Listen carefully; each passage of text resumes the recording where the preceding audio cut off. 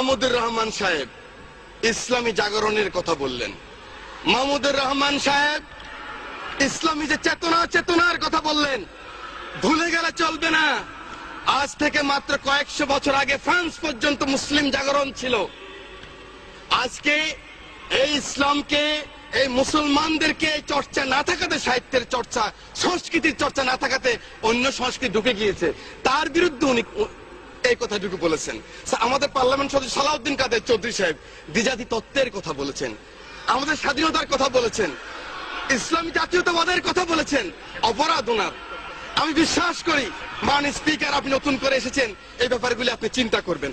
আর একজন সংসদ সদস্য হামিদুর রহমান আজাদ, সে কিন্তু সংসদে আসতে পারতেছে না। মাননীয় স্পিকার, আপনি বিবেচনা করবেন।